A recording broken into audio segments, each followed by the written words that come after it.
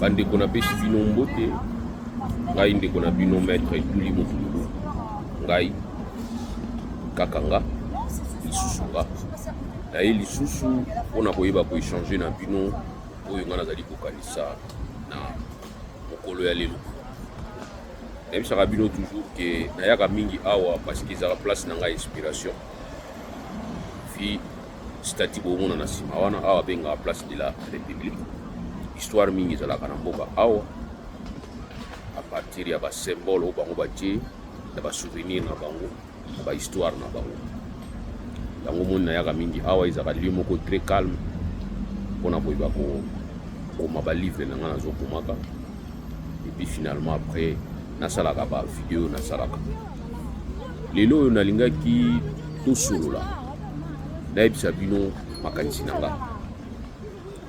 na nga ezali boye koyebisa bino ke oyo tolobelaka bino je pense que boyokaka yango parce que ntango ozoyoka yango ezopermettre bofinga biso merci nane boyokaka me biso olobaka boye eza lokola ozwi graine ozolia manga okokoli ya manga etikali obwaki yango yo omoni lokola obwaki nzoko oloni yango mikolo ekoya okotuna nzete obima yango moko me okobosana ke oliaka manga par période mwana obwakaka bokokoli sans qu'on se rendre compte que bokokoli wana yango nde boti nzete ndenge moko na biso tokanisaki lokola ntango tozolobelaka bino makambo boye oyo tobengaka koprêcher na désert mais tose rendre compte après ke boyokaka biso olandaka biso yango bofingaka biso et non seulement bofingaka biso tokomi komona baréaction mosusu moke surtout na mokonzi ya mboka Félix Tshisekedi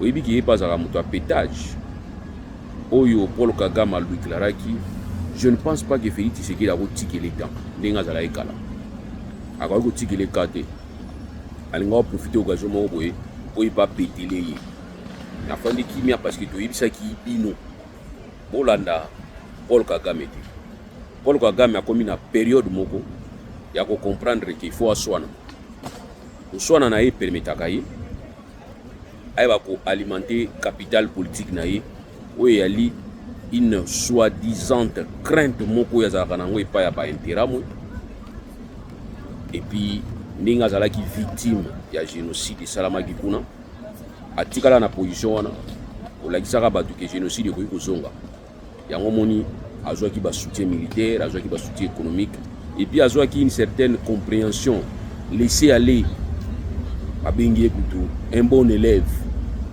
pourquoi parce que autilisaki mwa eloko wana comme capital politique na ye Paul Kagame a réagi alobi oyo alobaki atraité Tshisekedi atekaka pizza abeti lisolo wana nde papa wana place atekaka pizza wana azakoka mwa puis abeti lisolo ke Tshisekedi ya bakabela ye pouvoir tout ça c'était dans l'espoir finalité ezalaki Tshisekedi a se déchaîner et puis bato ya Tshisekedi ba se déchaîner yengo ozala siko ndeni ndenge elekaki fois passé toluka barwandais parce que erreur mo ezosalamaka mikolo ya linini ya koyeba koassocier peuple rwandais na régime rwandais or toyebi ke peuple rwandais aza peuple comme peuple congolais peuple rwandais azali régime rwandais te toali na conflit to régime na biso ezali na conflit na régime ya Paul Kagame mais peuple rwandais na peuple congolais toa na problème te parce que ce n'est pas tous les Rwandais qui soutiennent le régime de Kagame encore ce n'est pas tous les Congolais qui soutenir le régime de Tshisekedi. Pour preuve, nous sommes libanda parce que nous soutenir le régime de Tshisekedi. Donc pour dire qu'on doit cesser de faire cet amalgame, il y a que les Rwandais sont nos ennemis. Mais Paul Kagame a utilisé l'électorat pour permettre à avoir raison à que le peuple n'est pas en danger. Moni, par exemple, nous avons la revendication malin. Alors, les loyaux, beaucoup na doua. Je voudrais vous dire tout simplement que na doua peut aussi mbati. Pourquoi? Parce que Paul Kagame ici, ceux qui bloquent réellement un vrai dialogue, le monde entier pour comprendre que la raison sur Paul Kagame a boumé la Batouna Congo, ils ont l'acquis économique. Parce qu'en principe, vous voyez que vous avez un accord économique pour nous c'est suite à la guerre, c'est suite à la minerai, il y a un guerre eza na est à RDC wana biso tozali koloba ngo tobayi ke la guerre à RDC ezali guerre moko asymétrique ezali guerre moko mpona baposa ya mbongo moyibi ya mbongo. Or Paul Kagame pour lui disait que guerre na RDC azali kotia ba mesure ya défense na ye mpona baintérêt mo. Nous avons démontré que ezalaki lukuta. Alors lelo sikoyo boyo komaterialize yango na kolobaka ke il y a des intérêts mo na RDC et puis finalement après Paul Kagame alobi ke a agressé RDC te mais plutôt alobi ke atiaki ba mesure mpona koyeba kolite contre ba mesure oyo atiaki ya sécurité.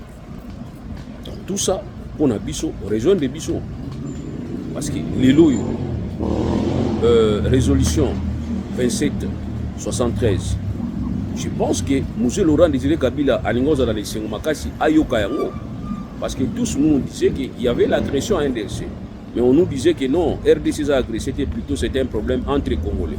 Mais aujourd'hui tous s'accordent à comprendre que Paul Kagame nous a agressé et finalement après il y a un accord qui va être signé pona koyeba ko yebisa RDC alongola apesa susu appui na ba intérêt moité oyo Paul Kagame azobangaka bangaka mais Paul Kagame ba yebisi ke soutien na yozo pesa pas ya M23 AFC wana il faut tika yango.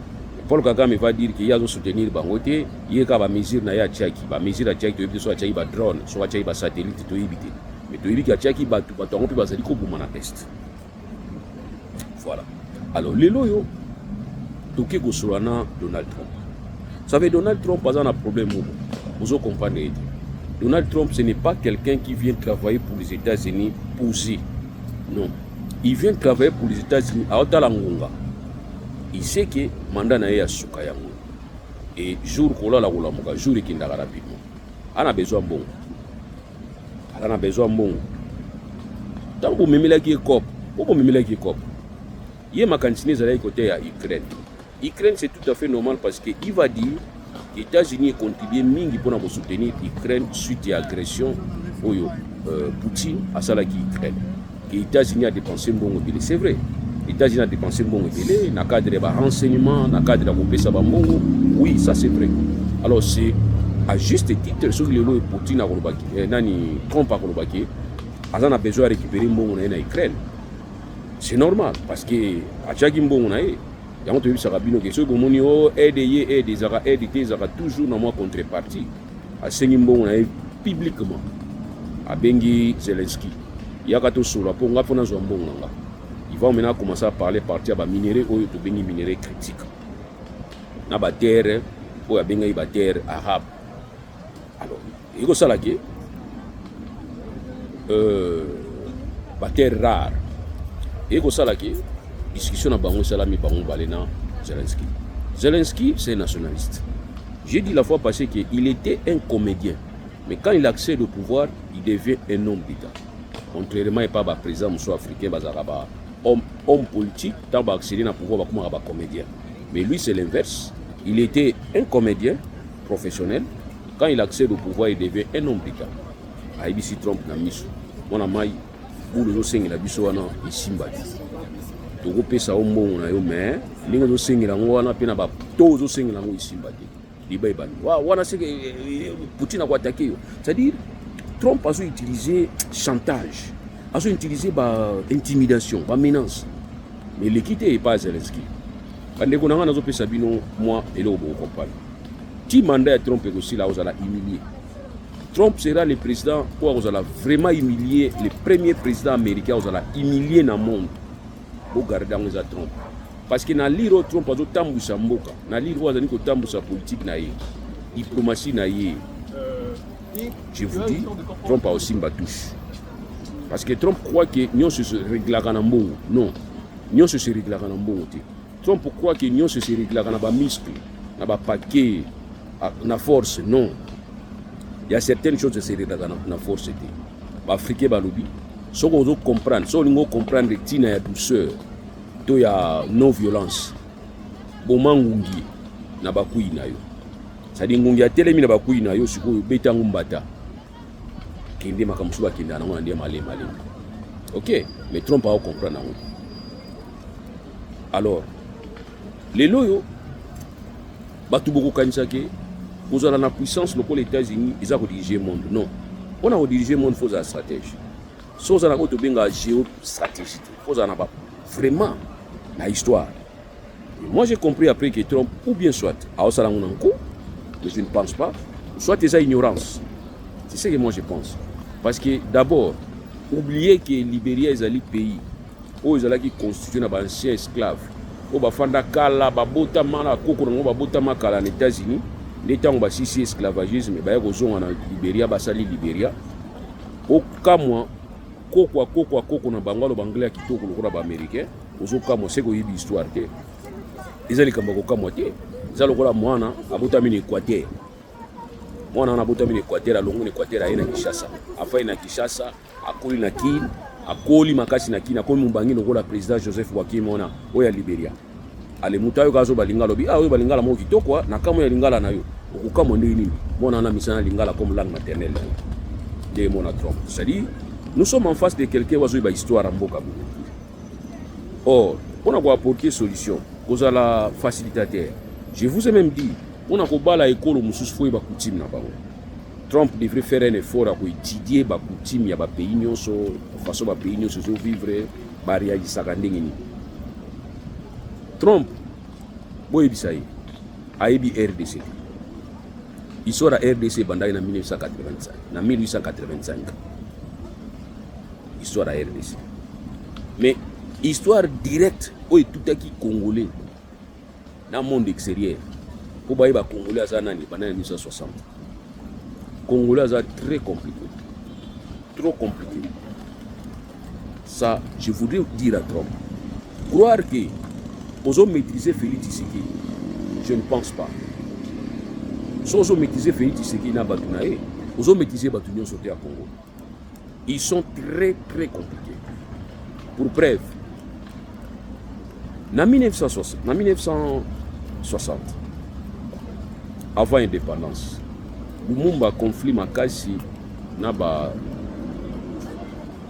parti politique qui na terrain entre autres ba parti à Bakalonge Mulopwe parti à Sendwe Jackson bazalaki ko se supporter ba parti à Bako et tous les partis politiques bazalaki constitués na ba fibre tribale.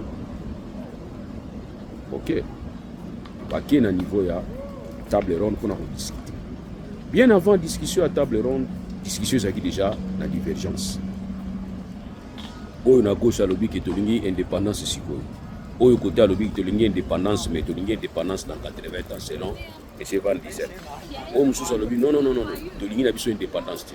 Division ezalaki. Moi je pense que le pouvoir colonial a kanisa qui a profité na division wana. Tant que na niveau ya table ronde, ils ont laissé Lumumba na kasho. Akomi balobi te. Biso ba Congolais tuye awa. Tuye to komi awa mais soki Lumumba yete to musunga tsu.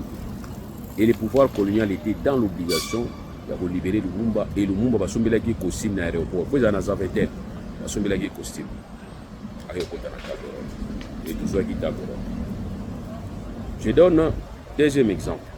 Conférence nationale souveraine. Mobutu va réunir les gens. Pour ça, il a la constitution parce que on a moni ici. Il a commis pembeni mystique.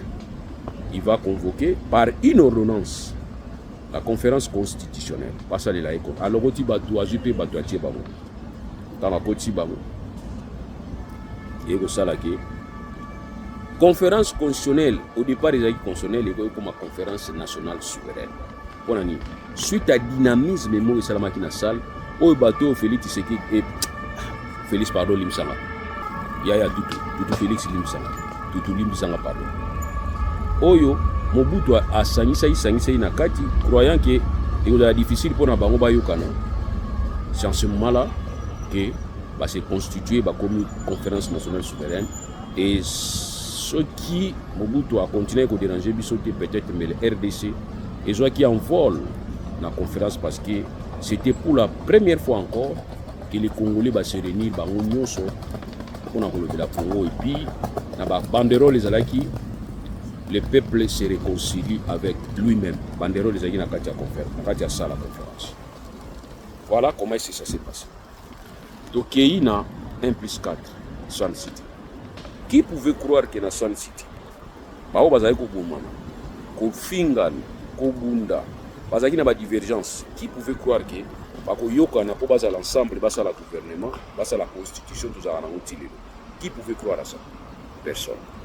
Mais depuis basala implicade, avant, pendant et après, aucun pays au monde et meka koki une solution à implicade lelo ici en fait ça la marasuki.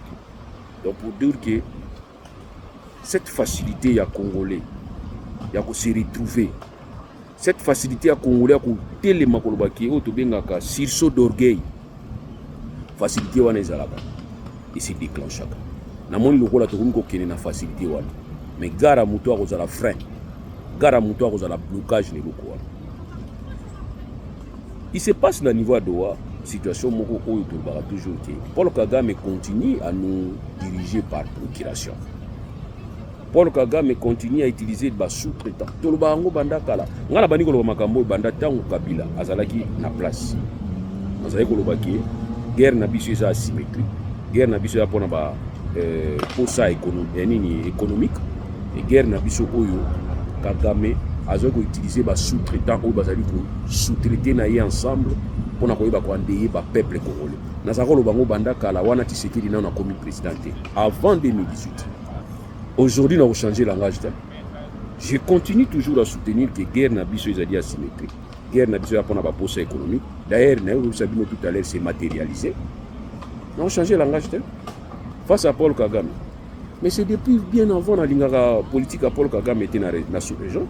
Na lingaka te tant que Paul Kagame na Yoweri Museveni bazala ensemble na petit na bango lelo Tshisekedi bazala ensemble sous région qui mieux bazala te na bango toujours réunion ça na changera te.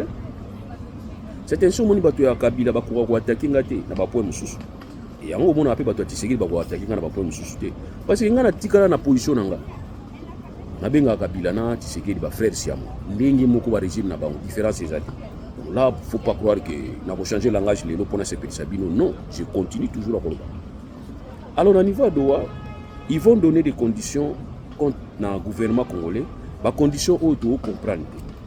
Il y a des rumeurs que les conditions qui sont qui vous nord, qui vous va gérer. Mais nous avons appris que les mentis qui sont là, AFC,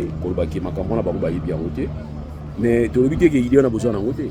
Parce que cette idée-là, ils ont dit que Kagame Bandakala, même RCD Goma, il y a une idée wana kolobaki, taba osala soki réintégration, soki mobilisation, soki quoi là balobaka wana, ba Soudan nyonso ya bango bazalaka côté à est, tu sais non, l'armée est nationale. Quand tu es dans l'armée, bakotinda bisika nyonso bakotinda yo. Raison même pour laquelle vous allez remarquer, nous avons dit que bana ba Soudan to ba Soudan ba balangi nyonso, parce que Soudan fanda ka bisika moko l'idée là que tantôt on a Kasaï, tantôt on a Équateur, tantôt on a Chaba, tantôt on a Congo central. Il y a un moni bana basura bazaka facilité ko yeba balango. Mais politique faut que ça la pesa moko pour ko yeba ko récupérer bana basura. Plusieurs mutations comme ça bana mini batika ba classe. Ah on a niveau ya France, na remarqué bazaka un système moko ya kei. Ya bana o bazaba Iran, c'est-à-dire bana o batambola mingi. Na bana o ba eko kota France sika bana programme mobimba o yambaka bango ça tu vois ko bima libanda izape mala mpona ko yeba ko yeko. Moi j'ai pensé à ça na bana basoda au mona papa zo sala na Kasai mutation e bimi na katikati ya ne mona fois ki na Congo central et papa aux obligé soit atika bana akinde yemoko ou bien soit akina bana base l'année mususu et puis ça rappelle moi découragement. Moi je pense que doit adopter système ya malamu oya baninga basaita. Quand vous êtes chez les voisins, il faut toujours adopter les bons comportements. Moi je pense que c'est important. Alors, ezalaki peka ndenge wana kolobaki non, na Soudan sur RCD comme tolimba ki ndeko côté mususu batika la kana cantonné côté na biso côté à est. De bisi bango ezala raté. Alors, debi que ba condition na bozana bino na ngo pesa na sensuel. So boyoki soni. Yango moni ngai nazo senga communication. Gouvernement congolais otika habitude ya kobata maka na ba conditions mususu ke bobatami bozo yoka na bozo ka soni kwa. Soni zalate. Guerre alaka. Ou bien soit Burundi, soit boyokani. C'est comme ça la guerre. La guerre pèse alaka. Mutu moko oza peine na défaillance. C'était ce balbaki. La guerre so bolingi ko bunda. Mutu moko ko gagner, mutu moko ko perdre. Mais par contre na kimia so niveau yokana bino nusu boko kimia ndeko gagner, c'est-à-dire kimia gagner muta polité muta gagner te kimia ndeko gagner yango biso tutinda rabino toujours bokili koyokana. Alors na niveau ya Doha boyokana te. Pourquoi boyokana te? Parce que so boyokana na Doha bobomi Kagame. Oui. So bobomi koyokana na Doha bobomi Kagame koko. Or na Doha boyokana te poani. C'est parce que quand on a autant de documents, vous donnez l'impression que Doha est aussi sa guerre dans la RDC. Non. Non. Pour guerre ici, là, en 2003, il y a un dialogue intercongolais. Et ce dialogue était inclusif et global. Donc la situation de la République démocratique du Congo, Donald Trump, géopolitique de l'Afrique, il faudrait opter pour une approche globale. L'approche globale plutôt veut dire quoi? Il faut que l'opposition armée, l'opposition non armée, la classe politique dans son intégralité, la société civile, la force vive, va sangana, lukola va sangana qui na 2003. Et ça, ce qui y a Donald Trump aussi stratégie à côté sa bango esprit wana, on va que yom to parrainer bango et yom to va orienter bango dans sens wana, ça peut réussir. Parce que Nelson Mandela ça là qui nyon se passe en sa bagarre. Nelson Mandela. Tout na baninga Donald Trump yoza mukolo quand même ya biso photo ba histoire. Donc ça prouve que biso to yo la histoire États-Unis toujours bango comment ils ont ça la photo ba ko porter en tant que ba leader d'opinion. Ngana zali na yebi histoire nyonso te ya France mais na yebi ki histoire nyonso ya Belgique te mais na yebi c'est-à-dire na za na possibilité ya quoi émettre la vie nanga na situation aux États-Unis. Si on a qui n'a pas je vais m'informer. Mais Donald Trump fait un effort à courir dans le monde. Ça, c'est ce que j'ai compris. Il y a un monde qui a forcé Tshisekedi. Oui, ça y est, qui a négocié na Doha. Pour coûte que faut bailler de manière à ce que va justifier que Paul Kagame n'était pour rien. Comme ça, tant que Tshisekedi a coûté à Paul Kagame à niveau États-Unis, va signer. Donald Trump a réclamé prix de Nobel naïe. Or, toujours ça nous donne trop volonté. Ouais, nous avons une volonté au biso toujours candidaté. Ils ont besoin il y a diamant, il y a cobalt, il y a minerai rare. Nous avons besoin d'en. Or, biso nous avons besoin de kimia. Kimia nous avons besoin. Ils ont été que kimia attend. Mais toujours nous avons toujours kimia d'une manière définitive dans RDC. C'est ça le problème. Alors, Félix Tshisekedi quand on est dans le baki, au komi koyoka, parce que ndenge Kagame toucha kiyo wana toyebi yo. Yo amona kini bana kini omatela lokolo omatela zolo mwana kini maokitsote asaka na ngai te ngai fashi beton mokengeli ya bana Congo olingo tiki tante mais oyeki ba conseil na biso olanda Paul Kagame te. Chez nous on dit tango moni liboma aza mutakala azokima mbangu yo kokima ne mbangu na mutakala te, sinon on va confondre yo liboma yepe liboma ola tabilamba liboma okima mbangu yozo landa la tabilamba, sinon bino mibale ba okanga bino bokile na asile de fou. Donc voilà parce que oyo ngana ko kolobela bino que Félix Tshisekedi ozana solution mo solution na sina pesa na ngao na loba on ba vidéo na ngai belé mais na pesa ga résumé à solution. Solution à Tshisekedi déjà bon. Il faut créer une condition dans une autre condition. Je sais pas si vous comprenez. Créer une condition dans plusieurs conditions.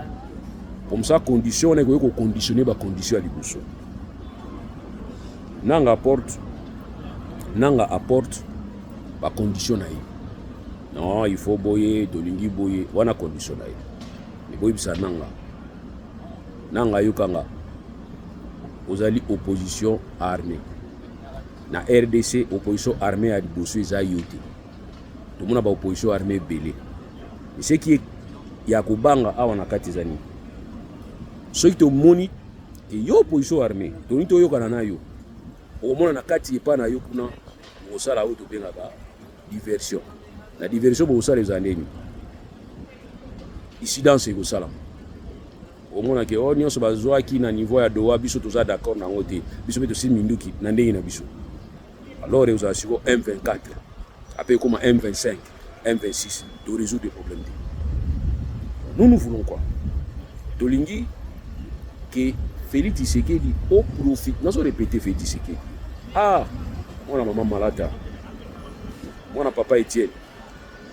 Profiter na eloko oyo lingo banda kosala oyo tikaki pona lolendo ya bato na yo kolanda ba extrémiste ya parti politique na yo te bango baotala ne mbongo na bango bao bazwi déjà mbongo bazwi babatela mbongo na bango bao nani bazwi mbongo te bazo espérer bazwa mbongo bazomona yo soko biko yoka na bato baomona lokola bango bakoperdre nzoka koyoka na oyo tozosenga epa na oyo toorepete eza te mpo bokabula baposte moto agarde poste na ye eloko tozosenga nde eza moko mpona kocontre avancé ya nanga minduki te mpona yoki déjà ke style esilisi guerre te guerre oyo ezali voulu ezali koentretenir bavie ya bato ebele na extérieur esilaka boye te esilaka ndenge wana te guerre yango esilaka na stylo esila mbala moko vous croyez ke bango baza bazoba bozozwa solution bango bazocontourne bino alors solution ezali réunir classe politique benga bango alors kobenga fo ezala sincère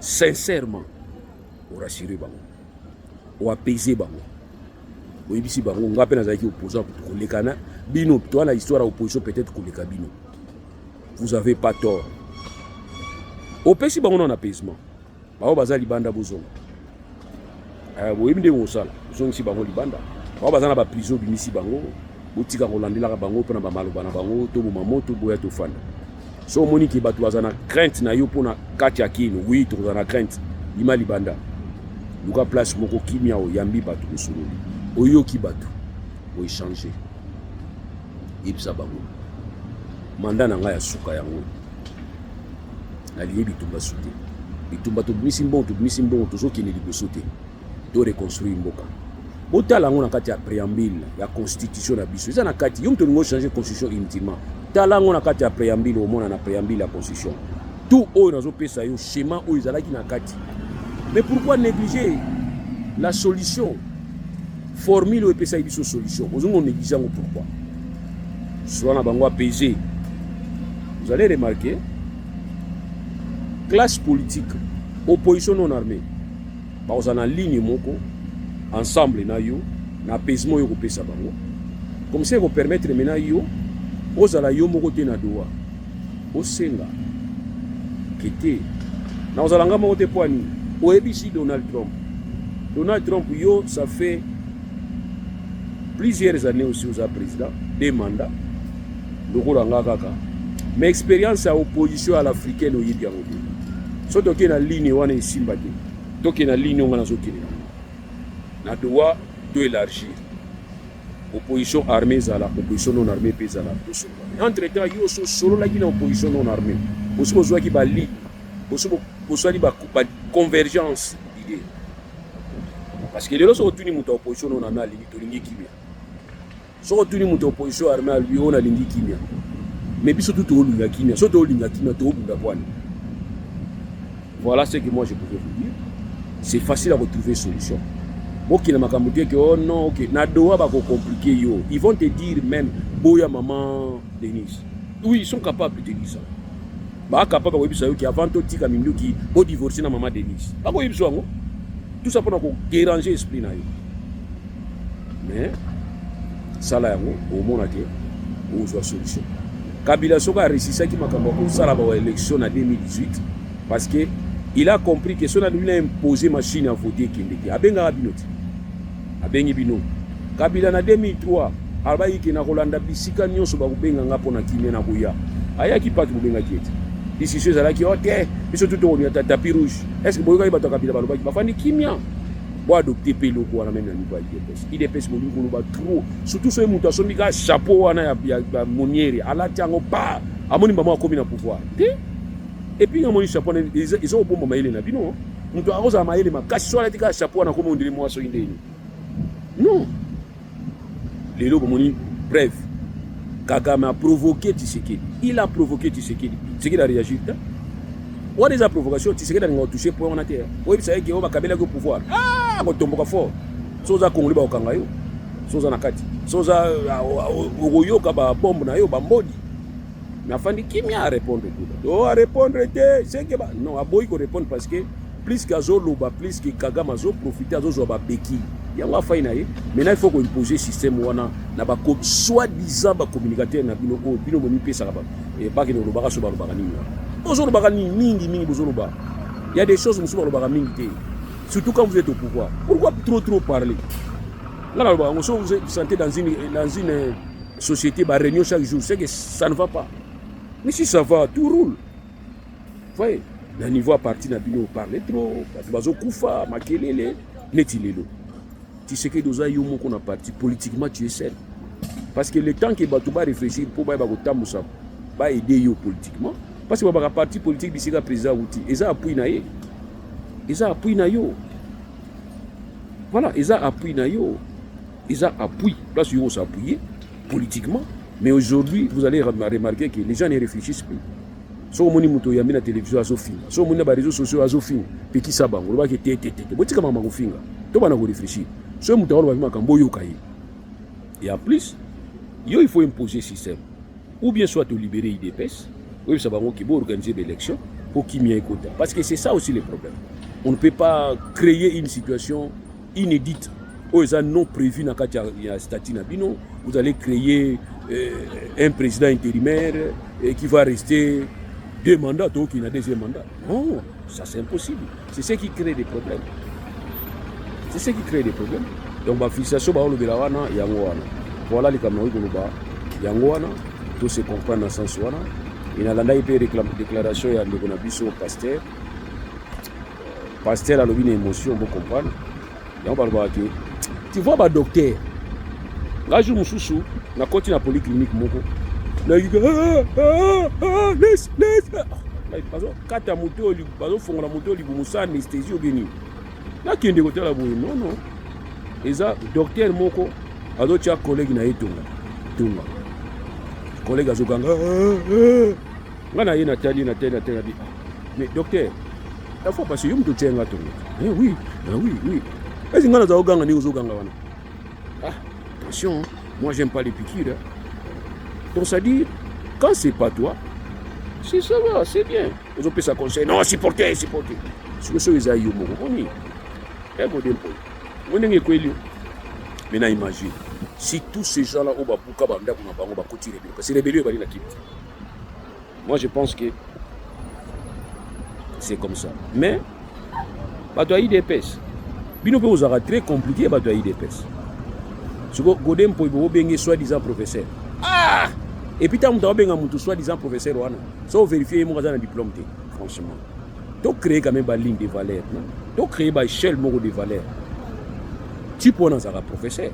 Les lots ont un problème, peut-être émotion, kanda, débordé. Alors, yo, si vous avez la télévision, mon vidéo, mon type, moi, je suis yo, Godem pour yo. Godem pour tu as formé une élite dans le Congo.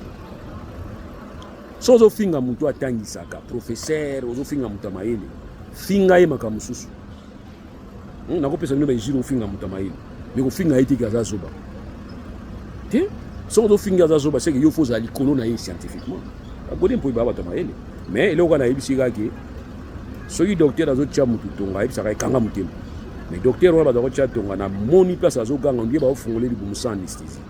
Donc pour dire que si c'est les autres ça va. Si c'est toi, on doit commencer à crier. Il y en a eu qui ont crié. C'est fort regrettable que pour détruire Rwanda, la décision administrative, il faut qu'il y ait la décision judiciaire. Donc, il y a Souka, Bolandeli, il y a pas place où on place à Mabé, oui, 1960, depuis 1885, il y a la place à Mabé. Et tant qu'on a pour une solution, ok, calme. Parce que celui qui a pris la décision avant, c'était l'État. Et celui qui veut aujourd'hui rectifier, c'est encore l'État. Tant on est toujours qui nous rectifier l'erreur où l'État yomo salaki, bah rappelle n'enga l'État, bah rappelle n'enga moko ya, n'enga nini, tu vois. Alors voilà, comme on dit le bangwana, Félix Tshisekedi, tu as le temps, il y a makasi, il y a quoi récupérer la situation, sinon au kokate. Parce que dans le niveau ya droit, tout est préparé pour pas bloquer le processus. Voilà. Et puis finalement, tout allait bien. Paul Kagame a précédé. Il y a un Paul Kagame, dans la zongi, baote ko signer d'accord au lieu se taire ne c'était pas abani ko manquer au respect, c'était une façon de provoquer yo. Mais n'attend beaucoup de Trump, il ça Trump. Pour la nous permettre autant la Kagame à respect. Tout n'a Trump. Parce que Mikolo nous savons que Trump avant le pouvoir, avant si sa mandat n'a pas humilié. Et bandi malé. Pour na nini yo au benginga na yea to sololi, mais ozo permettre Kagame à manquer un respect. Parce que depuis bo signer accord wana na finga ka susute.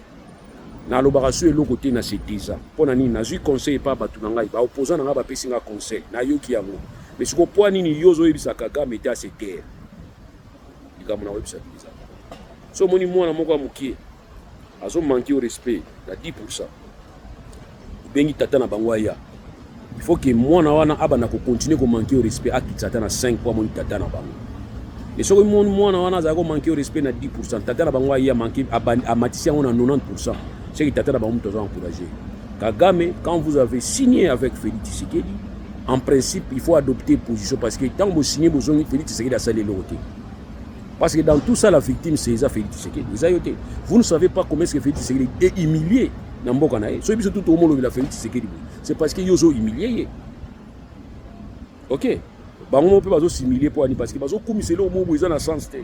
Tokoti na EAC, tokoti to bokota na EACT kuneza eloko te na benga kiango tribunal la banyao mpukwa kokota kuna kosala nini on mpukwa koti na tribunal banyao reporter nia ou plainte bakolia yo benga biso ke toza ba ene toza na ba vision te bino za na flou vision na mineza flou ba biso vision est éclairée bokota biso lo baki bokota na EACT bokoti tango bobimi moni mon chef d'état bimi kuna azana vision yo continuer bato babiso ko kota te continuer tango moni kerere za nkati obini omibenga na vision mabe na bino ngona autosatisfaction ata bo sale lo te bobeti maboko c'est ça les problèmes pas na bino boyoka conseil boyoki conseil c'est ainsi moni bozo na tendance à kofinga batu trop na place boyoka conseil to bisa bino ki ba accord bo signé wana za ba accord za na tinati point za na tinati 5 jours les gars qui 2 jours Kagame bani ko manquer sous moto ba signé comment moi sina mobali bobala ni na niso ya l'état